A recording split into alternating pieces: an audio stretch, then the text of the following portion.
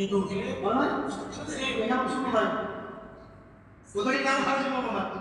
আর আমাদের বিদ্রোহ করে নাই খালি বলছে বাবার সাথে জিহাদ করতে লাগবে বাস আবু জওয়ান খারাপ আপনি তো বাড়াই গেছেন কথা চালাইছেন আমি তো কিছু বলি না আপনাদেরকে রিমান্ডে মানুষগুলোর জন্য আমাদেরকে অনেক দায়িত্ব রয়েছে এই মানুষগুলো আমাদেরকে তোমরা বাড়ির একটা শোনানো হচ্ছে ভিডিও শোনানো হচ্ছে যে তোমাদের বিরুদ্ধে এই মানুষগুলোর বক্তব্য আছে অন্য কংগ্রেসের বক্তব্য আছে অন্যকে বলছে যে আমি আদনানি গোষ্ঠী আদনানি গোষ্ঠী আমরা কি সেটা বুঝলাম না নাকি তা হ্যাঁ তামিমাল আদনানিকে দেখা তো আমাদের জীবনে হয় না আপনারা কি দেখছেন কেন লাগে আমরা তো আমি আসলে পার্সোনালি তো তাকে চিনিও না অনলাইনে আমাদের কিছু লেকচার আছে তার কেউ দেখেনি হয়তো কেমন অন্তত কিছু দেখে নাই তো এখন আবু তো আদনান সাহেব আসিফ আদনান সাহেব তানজিল আহমেদ আদনান আরো একটা আদনান আছে বাংলাদেশে এগুলোকে দিয়ে ওরা বাংলাদেশে একটা মুসলিম তো তাদের কারণে যে কি পরিমাণ সাপোর্ট আমাদেরকে করতে হয়েছে এটা আমরা জাতিকে বলিও কেন বলি না আমাদের ওস্তাদ নিষেধ করেছে তাকে দরকার নেই কিছু নাকি থাকবো কারণের জন্য বললে মানুষ পিছনে তখন তাদের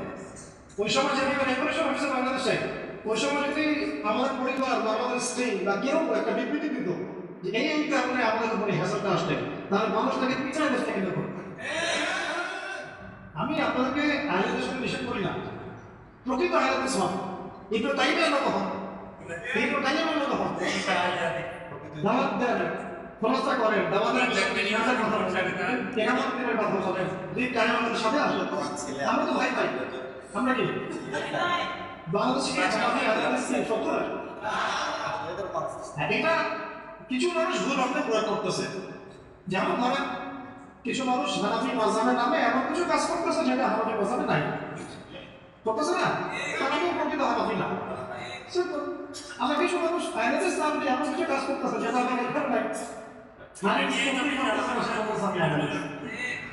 মাসলা মাসলা মুসলিমকে ঠিক কিছু বুঝতেছে না করতেছে আমি হ্যাঁ ওর মহামারী হয়ে গেছে এইগুলো ঠিক হচ্ছে না আর জাতিগত ঐক্যের জায়গায় আমাদের এখন এই ধরনের কথাগুলো আনা উচিত না যা হয়ে গেছে খারাপ শেষ এখন সামনের বাংলাদেশ কিভাবে করবে আর কি ফিরে পড়ে প্রকৃত আয়াত সব যারা জীবনের প্রত্যেকটা ক্ষেত্রে কোরআন এবং হাদিসকে মেনে চলে সেরকম আইন হয়েছে সরকারের দালালি কেন করবেন এর আগে এক সরকারের দালালি করবেন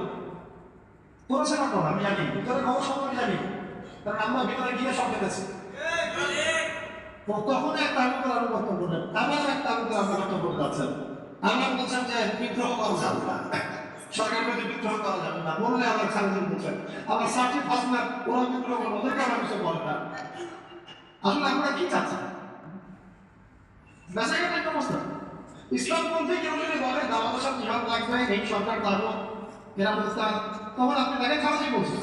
তাহলে গণতান্ত্রিক পদ্ধতিতে কেউ যদি বিদ্রোহ করে এদেরকে সরা দিয়ে সরকার ক্ষমতায় আসে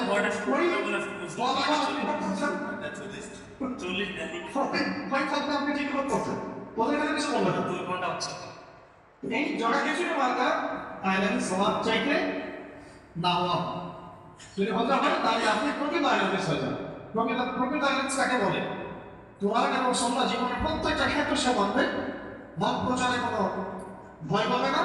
কোনো তাগুতের আনুগত্য করবে না দাসত্ব করবে না আল্লাহ রাসূল দাওয়াতের পালন করবে প্রয়োজনে সে আমাদের সাথে গালে গাল মিলে জিহাদ করবে আল্লাহ জমিনে দিন কায়েমে সে আমাদের বসে করবে সরকার যদি কোনো বক্তব্য দিলেন তাকে আপনি খারাপই বলে দিবেন তাহলে তো আপনি আইনের সনদ কথা আপনি ইতিহাস পড়েন না তিতুমিরের ইতিহাস পড়েন শরীয়তের ইতিহাস পড়েন হাদিস শরীফ পড়েন শাহ আবদুল্লাহ মুহাম্মদ ইসলামের রাহিমাহুল্লাহ তাদের ইতিহাস পড়েন তারা কি এরকম ছিলেন নাকি পড়াশোনা করেন আল্লাহ করেন তৌফিক দান বলতে হচ্ছে আমরা ভাই ভাই তাই আমরা এখানে কোনো রকমের দ্বন্দ্বে যাব ঠিক আছে আর পরিচয়ের ক্ষেত্রে আমরা সাম্প্রদায়িক কোনো শব্দ আগে নিয়ে আসবো না আপনার কোনো পরিচয় থাকতে পারে না মানে বৈশিষ্ট্যগত পরিচয় থাকতে পারে কিন্তু মৌলিক পরিচয়টাকে বেশি প্রকাশ করতে চান